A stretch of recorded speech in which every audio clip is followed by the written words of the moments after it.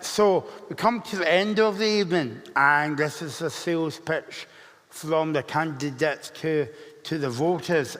They've all got 2 minutes each to say why you should vote for the party. So I'll start with Karen. So 2 minutes, Karen.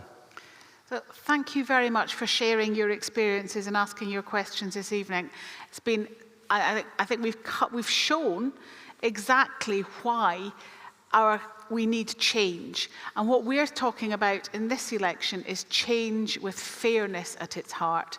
It sets us apart from the other parties because we want proper change of government, a change of culture of government, a real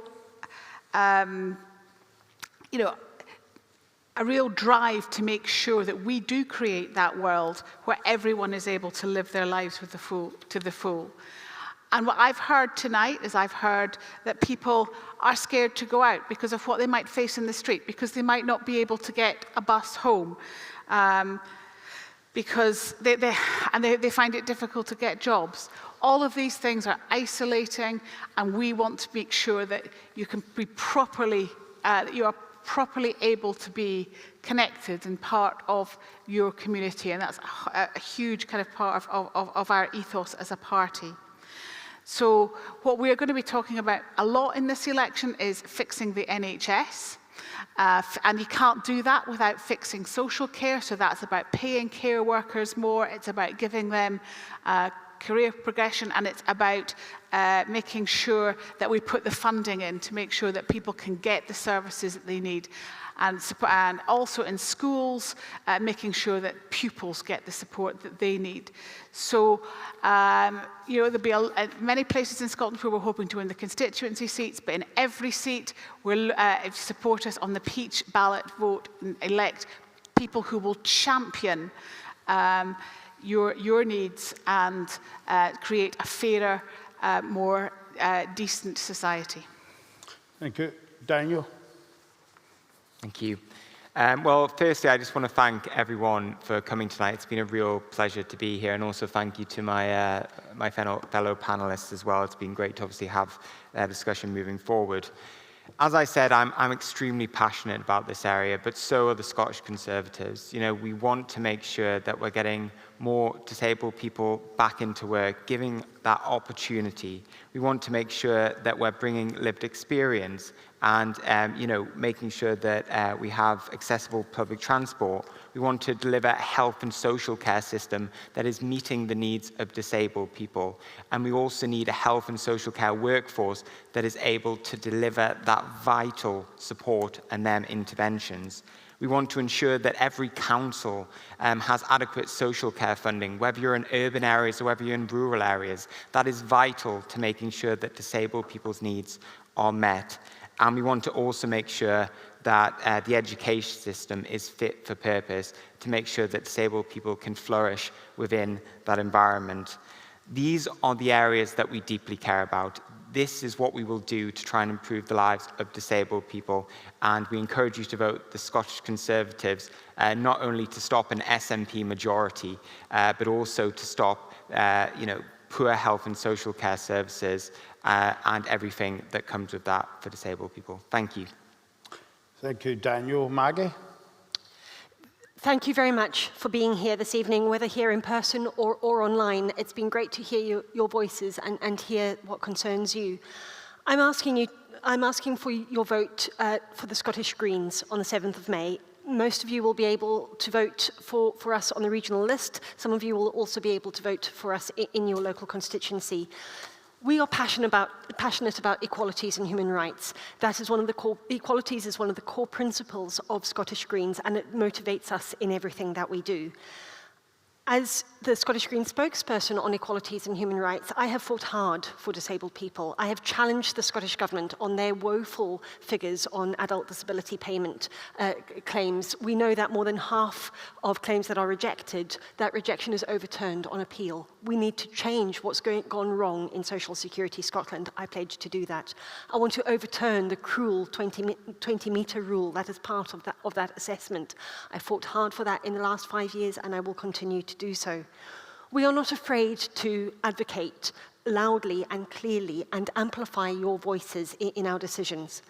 We also know that the public services that you rely on, that we all rely on, need investment. And we have the proposals in our manifesto that we are committed to changing our economy to ensure that it works for everybody, not just the few at the top. So I'm asking you to vote for the Scottish Greens on May the 7th, because I believe that it is the Scottish Greens that have the ability to demand the change we need to see in our society, but we also have the ability to amplify your voices, to work with you, to bring you into the room, because participatory democracy is at our core, and we want your voices, your decisions, to be the ones that drive us in the next 5 years. Thank you. Thanks, Maggie. Oliver? We've covered some incredibly important areas tonight, and we've moved through the manifesto asks and demands in the Inclusion Scotland Manifesto. And you will have seen there was a lot of agreement on the panel up here tonight, because the things that are being demanded in that manifesto are incredibly reasonable. They are things that really we should have had years ago. And we've heard this evening, 27 years, was it, of making the same points in rooms like this? That goes to show that someone's not listening and someone's not getting it right. I think there's an elephant in the room, or rather very much not in the room. We've had 20 years, nearly 20 years of an SNP government that just aren't getting this right. Because the goal of government, the job of government, is to level the playing field. It's to take these issues and take them off of your plate. This shouldn't be something you want to be quietly governed. We all do. We don't want to have to think every single day when we get up about the rights we're going to have to fight for every single day. Every time we go and try and get on a bus, every time we think about leaving the house, every time we go to a job interview or go to a job. It's the job of government to get out of the way, and that is what Scottish Labour want to do. We want to make all of this easier. Because we've heard, the answers have been given by my fellow panelists this evening about the importance of education and educating people on these issues. It's so much better to show than to tell. That is how we do it. There was a question earlier about how we get interviews to be fairer and how we get employers to be willing to take on disabled people. Well, if there are disabled people already in that company, if there are disabled people doing the interviews, if there are disabled business leaders and all of this, if we're in the right rooms. And the way we do that is with active government intervention, and that is what Scottish Labour will do through schemes like Access to Work and other things where we will be supporting people. That is what you can get with a Labour government, working in tandem and holding to account a Labour government down south. So if you give us your vote, if you trust us at the next election with your vote, we can be so strong. We can get rid of the SNP, and we can do really good things together by including all of the right voices and all of the right people in all of the right rooms. Because that's what you get with a Labour government. Thanks, Oliver. Thanks to all the candidates for joining us this evening, and thank you, everyone here in the room and elsewhere watching us. And finally, it wouldn't be right for me not to go away and not say this. Remember to vote on the 7th of May. Because that's what we were all here for. Yeah. Let people with a disability voice be heard. Make sure you take that opportunity to vote. So thank you for all joining us this evening, and safe journey home. Thank you. And thank you, Michael, for chairing. Thank you.